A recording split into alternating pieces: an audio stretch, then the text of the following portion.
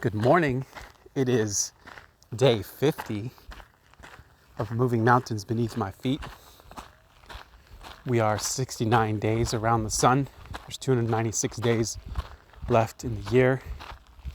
I believe this is episode 29. So tomorrow marks 30 days of doing these talks. And today I made it a little further, so you might hear me breathe a little hard because it starts to get harder up here. But I wanted to talk about a few things. Number one, I'm celebrating being below 200 pounds. I'm like 197 pounds, which is fantastic for me. I haven't been below 200 for many years. Just less than a year ago, I was like 244 something pounds, right? I was like, wow. I'm on this detox. I've been doing this working out and stuff, but this leads me into what I wanted to mention was a lot of times we want the result that we want, and we just want to get there, right? We don't necessarily want to go through the work or the time it takes, the effort, and we can. I'm trying to find the word. We misjudge how far we can get with just daily progress, right? We're just making a little bit of effort, a little bit of progress on a daily basis, on a consistent basis, and how far you can go over the longer term versus, hey, I just want to do all this really quick. And this is such a deep lesson for me because I often want to do everything fast. I want to do everything faster, get there, arrive there. It's like, but what are you arriving there for, right? It's like, once you get there, then what? Then you need to arrive somewhere else. Then you need to reach for something else. And so, learning to be content where you are, happy, grateful for where you are, because you're not where you were yesterday, but also with that spirit of expansion and saying, hey, I'm getting better every single day, right? And so just building out this consistency in my own life, which is a trait that I was needing desperately to build. And now I have it, 50 days. That's pretty consistent for me. And I'm going to continue. I mean, I'll do this as many days as I can in a row. Granted, there's not like some crazy storm or something that happens where it prevents me from coming out here. But I'm going to keep going because everything I'm doing feels really good. And that's also another thing I wanted to talk about was feeling good and using your emotions as a guide for where you're at, right? I love Esther Hicks, Abraham Hicks's content. She by far has been one of the people that spiritual teachers, leaders, whatever, who have taught me the most. Granted, it's a culmination because I've read over 200 something books, and I've consumed thousands of hours of content. But so it's been a build up. But once I got to really diving into her content, it really helped me to everything that she said really just sounded and resonated with me. It was like, wow, that's, when you hear something and that's the truth, you feel it's the truth, you feel it's true. That's what her content is for me. But there's a but here. In my journey of, ups and downs and going through this difficult last few months, I couldn't listen to her anymore. I didn't want to hear it. And so I've been avoiding her content for a while. And I'm just reintroducing it back into my life. And I realized that, oftentimes what we want and how we feel are good indicators of where we're at, right?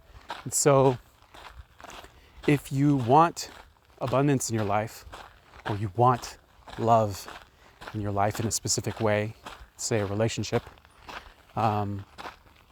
and you're in this place, in this emotional feeling of like, I don't have this thing that I want, And that's the place from which you're trying to create.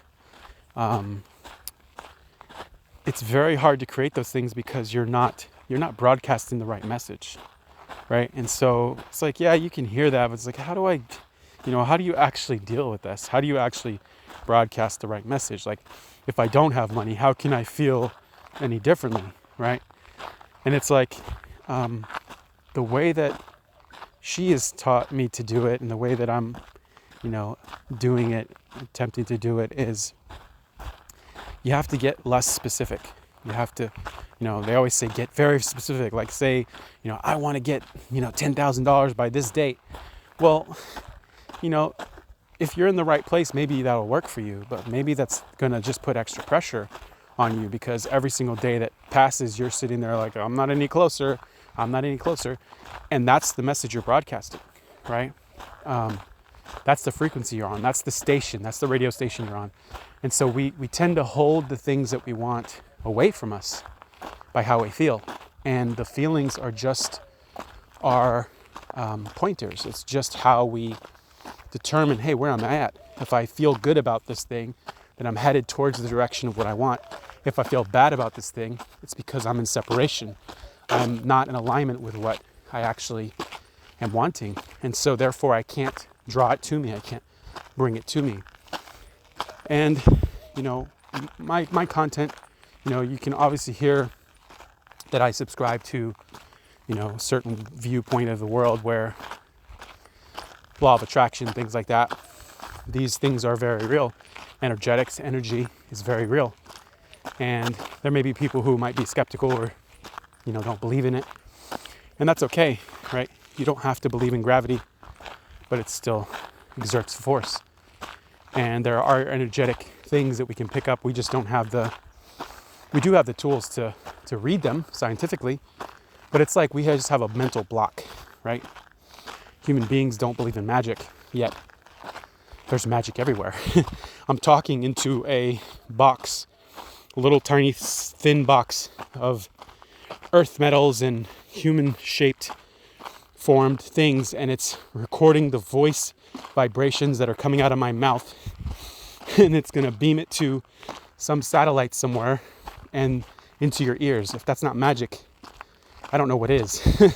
Right? It's like, we call it technology, we call it science, but it's magic, right? And so there are things that we want in life, and we have to really examine the way that we're thinking about these things and how we feel about these things, because we literally keep them away from us. We hold them where we can't receive them because we're in a place of lack and not having.